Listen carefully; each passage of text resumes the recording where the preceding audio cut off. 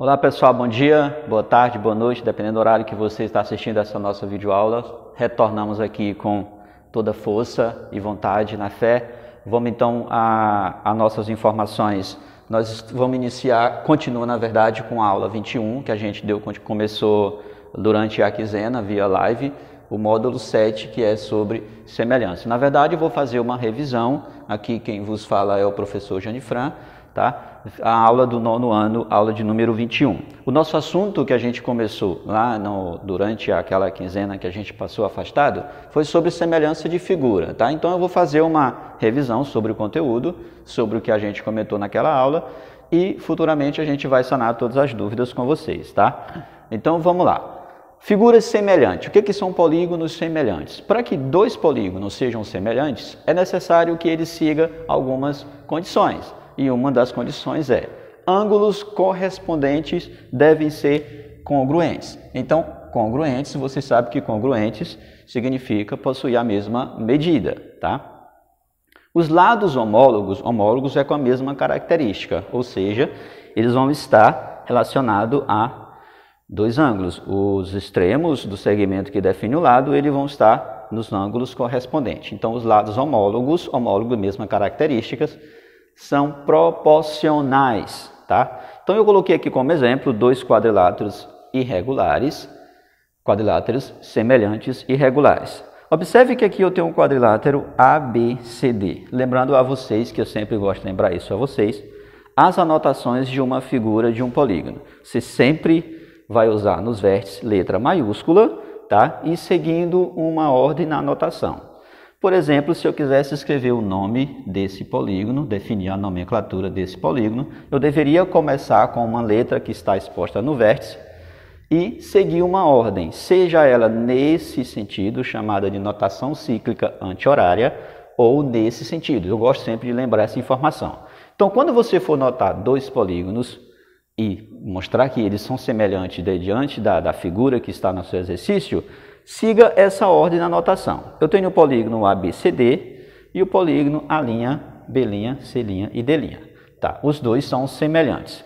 Observe o símbolo de semelhança aqui entre os nomes dos dois polígonos. O polígono ABCD e o polígono A', B', C', D'. É interessante você anotar esses nomes, a nomenclatura, seguindo a ordem dos ângulos correspondentes.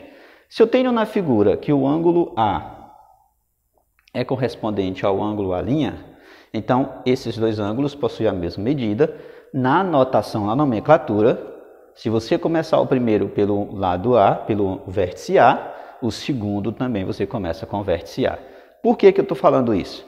Porque quando você for colocar as razões de semelhança, as proporcionalidades, fica fácil para você perceber que AB está para A', B', BC está para B', C', e assim sucessivamente, tá?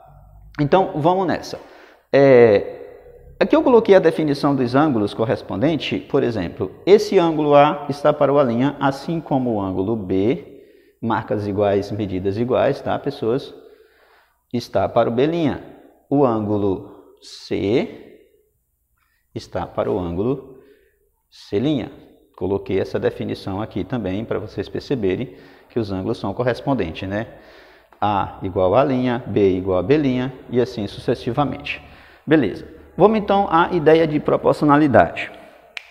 Tem duas situações na proporcionalidade. Tem aquela quando a figura se amplia, ou seja, ela aumenta a medida dos seus lados de forma proporcionais, e tem a situação em que ela reduz, a figura diminui de forma proporcional. Nós temos então as seguintes proporções. AB está para a linha B', BC está para B', C'. E isso gera essa proporção. Essas razões são sempre iguais a uma constante chamada de constante de proporcionalidade ou fator de proporcionalidade. E aí, geralmente, chamamos uma constante de proporcionalidade de K. No caso dessas duas figuras, se eu fosse relacionar ela nesse sentido, ela estaria multiplicando por esse fator, que é 1,6. Esse 1,6 é a minha constante de proporcionalidade, no caso, que amplia a minha figura. Se fosse no sentido contrário, no caso da redução da figura, seria dividido por 1,6 ou multiplicado por 0,6625 para esse caso. Para você definir numa outra questão para saber qual que é essa constante, você vai fazer essa razão. A única diferença é que você está comparando esse polígono em relação a esse, então você vai dividir a medida desse lado por a medida do lado correspondente a ele, e vai dar um valor. E esse valor tem que ser igual para todos. Se fosse o contrário, você só mudaria a posição aqui nesse caso, tá? Então, só dando uma recapitulada no que foi dito. Semelhança de figura, são duas figuras homólogas com as mesmas características, só que com uma um pouco menor e a outra maior. Nós podemos pegar um exemplo de uma maquete, por exemplo, né? Nós temos maquete, nós temos planta baixa, nós temos estruturas de arquitetura de uma residência. É claro que alguém quando for desenhar a planta de uma residência, ele não vai desenhar do tamanho real dessa residência, ele vai desenhar ela num tamanho menor. E esse tamanho menor é a representação homóloga da residência no tamanho real. E essa representação homóloga que é semelhante à construção que será feita baseada naquela planta, tá? Continuando então sobre o assunto, vamos a uma ideia de aplicação. Como eu estava explicando para vocês sobre a ideia da maquete, da planta baixa, da ideia de redução de imagens seguindo a mesma característica homóloga, tem uma aplicação que é usada constantemente, somente em mapas cartográficos, plantas baixas e tudo mais, que é a escala, tá? A escala é uma dessas aplicações muito útil no nosso dia a dia, a gente usa constantemente no nosso decorrer das resoluções de exercícios também, e para vocês vai cobrar muito no módulo, tem bastante coisa sobre escala durante os exercícios, inclusive sobre o rumo ao ensino médio, que é o teste do livro, lá o simulado no final do capítulo, tem bastante coisa sobre escala, tá? Fiquem muito atentos na leitura, como eu sempre oriento vocês. Beleza. A escala, você já trabalha desde o 6º ano essas informações. Uma escala numérica é uma relação, é uma razão entre comprimento do desenho sobre o comprimento do real, com a seguinte observação. Essas medidas, esses comprimentos é linear e tem que obedecer às mesmas unidades. Você jamais pode ter uma comparação em metro em relação a centímetro, jamais, ou centímetro em relação a metro. Tem que estar na mesma unidade. Muito atento sobre isso, tá? Eu li alguns exercícios em que você precisa fazer essa mudança. Você precisa alterar essas unidades de medida. Aí você recorre à tabelinha de conversão de unidade e aplica e você consegue sair do exercício tranquilo. Confio em vocês, certo? Vocês são muito bons nisso. Então vamos lá. Para uma aplicação, um exercício para ficar mais claro, eu destaquei um exemplo aqui do livro de vocês, do exercício em casa, página 396, questão 4. É um exercício bem tranquilo, tá? Acompanha a leitura aí comigo aí. Uma empresa europeia construiu um avião solar, como na figura, tá? Eu tentei desenhar a figura aqui, já que eu mostro para vocês direitinho como que ficou os detalhes. Objetivando dar uma volta ao mundo utilizando somente energia solar, sonho muito alto. O avião solar tem um comprimento AB igual a 20 metros e uma envergadura de asas CD igual a 60 metros. Para uma feira de ciência, uma equipe de alunos fez uma maquete desse avião. A escala utilizada pelos alunos foi de 3 por 400.